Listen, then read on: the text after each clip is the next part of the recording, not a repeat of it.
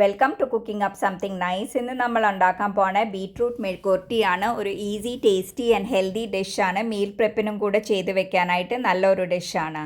ഇതിന് നമുക്ക് വേണ്ട 250 ഗ്രാംസ് ബീട്രൂട്ട് വാഷ് ചെയ്ത് ക്ലീൻ ചെയ്ത് പ്രഷർ കുക്കറിൽ 3 ഗ്ലാസ് വെള്ളം ഇട്ടിട്ട് ഒരു 4 to 5 വിസിൽസിൽ കുക്ക് ചെയ്യുക.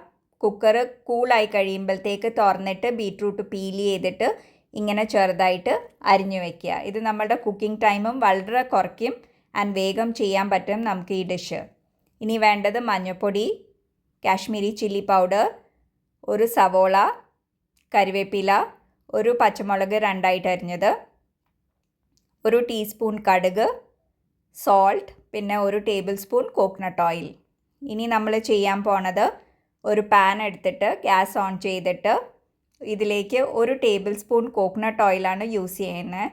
വെളിച്ചെണ്ണ ഒരു നല്ല കേരള ടേസ്റ്റ് ആൻഡ് ഫ്ലേവർ തരും, അത് കാരണം നമ്മൾ വെളിച്ചെണ്ണയാണ് ഉപയോഗിക്കണത്. ഇതിലേക്ക് ഇനി ഒരു ടീസ്പൂൺ കടുക് ആഡ് ചെയ്ത് കടുക് നല്ലോണം പൊട്ടിക്കഴിയുമ്പോഴത്തേക്ക് നമ്മൾ അരിഞ്ഞു വെച്ച സവോള, പച്ചമുളകും കറിവേപ്പിലയും കൂടെ ഇതിനകത്തിട്ടിട്ട് നല്ലോണം വഴറ്റുക.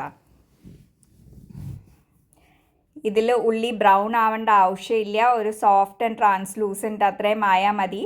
നമ്മൾ കുറച്ച് സോൾട്ട് ആഡ് ചെയ്ത് വഴറ്റിയാൽ ഉള്ളി വേഗം വഴന്ന് കിട്ടും, അത് കാരണം നമ്മൾ കുറച്ച് സോൾട്ട് ആഡ് ചെയ്തിട്ടാണ് വഴറ്റണേ.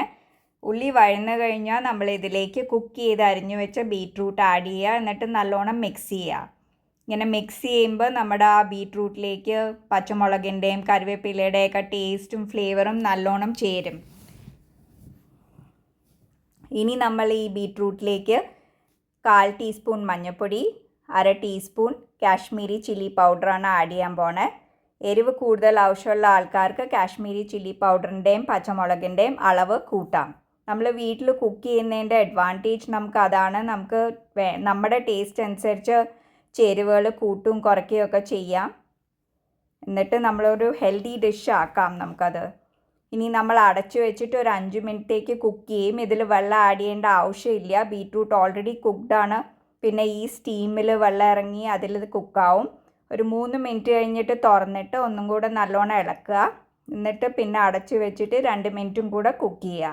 2 മിനിറ്റ് കഴിഞ്ഞു, ഇനി തുറന്നിട്ട് ഇളക്കുക ആൻഡ് നമ്മുടെ ബീട്രൂട്ട് മെഴുക്കുവരട്ടി റെഡിയാണ്.